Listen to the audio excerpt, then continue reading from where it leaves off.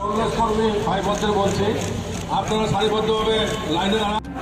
জনপ্রিয় নেতা তথা প্রাক্তন বিধায়ক শ্রীযুক্ত আশিস সাহা মহাশয়কে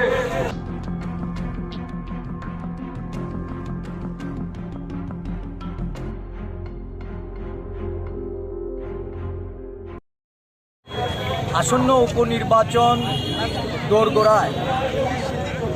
আগামীকাল সরকারিভাবে নোটিফিকেশন হবে। ভারতীয় জাতীয় কংগ্রেস এই উপনির্বাচনে প্রতিদ্বন্দ্বিতায় নেমে এই এলাকার গণদেবতাদের নতুনভাবে রায় নেওয়ার জন্য এক পদযাত্রায় আজকে সকলে সামিল হয়েছে। টাউন বর্দোয়ালি এটা কংগ্রেসের ধারাবাহিক যে জয় এটাকে সূচিত করে আগামী দিনেও এই ধারাবাহিকতা বজায় রাখবে। গণদেবতাদের প্রতি আমাদের এই আহ্বান।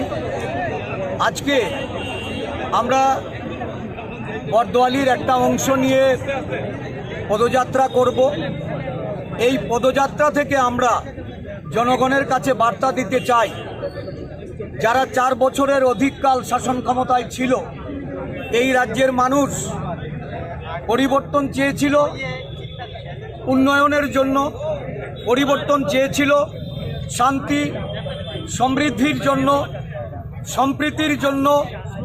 4 বছর একটা ব্যর্থ সরকার হিসাবে এই রাজ্যে আজকে জনমনে যে ক্ষোভ, যে ঘৃণা, একটা সরকারের প্রতি যে অবিশ্বাস, এই অবিশ্বাসের পরিপ্রেক্ষিতে আজকে আমরা জনগণের কাছে যেতে বদ্ধপরিকর।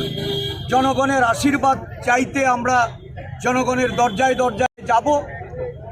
আমি বিশ্বাস করি একজন সমাজসেবক হিসাবে যখন মানুষের আশা প্রত্যাশা পূরণ করতে পারিনি, যখন শাসক দলে থেকেও জনগণের যে চাহিদা, মানুষ যা চাইছিল অন্তত ন্যূনতম মৌলিক অধিকারগুলি, অন্ন বস্ত্র বাসস্থানের যে সমস্যা, এই সমস্যার সমাধান মানুষ চাইছিল, শান্তিতে সম্প্রীতিতে বসবাস করতে। এই রাজ্যে সন্ত্রাস আর বাইক বাহিনী উপহার দিয়ে মানুষের রাতের ঘুম যারা কেড়ে নিয়েছে, তাদের বিরুদ্ধে আজকে জনমত গর্জে উঠবে। জনমতের দ্বারা আমরা আজকে এই রাজ্যে 4টি উপনির্বাচনে জয়লাভ, এটাকে আমরা সুনিশ্চিত করতে চাই। মানুষকে আমরা জাগ্রত করতে চাই যে উন্নয়নের কথা বলে মিথ্যা প্রতিশ্রুতি দিয়ে 299টি প্রতিশ্রুতি ভিশন ডকুমেন্টে রেখে এই রাজ্যের সর্বস্তরের মানুষকে নিয়ে যারা প্রতারণা করেছে, প্রতারকদের শুধু পর্যুদস্তু করাই নয়, প্রতারকদের জামানত খুইয়ে দিয়ে মানুষ তার প্রতিবাদের ভাষা উগরে দিতে হবে। মানুষকে বুঝিয়ে দিতে হবে যে এই রাজ্যে কোনো প্রতারক, কোনো 420-এর জন্য এই রাজ্যের মানুষ কোনো সময়ে তাদেরকে সমর্থন করেনি, সমর্থন যোগাবেও না। আগামী দিন এই রাজ্যে একটা সুষ্ঠু সরকার গঠিত হোক, এটাই হবে প্রদেশ কংগ্রেসের লক্ষ্য। আমরা এই উপনির্বাচন দিয়ে সাধারণ নির্বাচনের নির্ঘণ্টে আমরা প্রবেশ করি।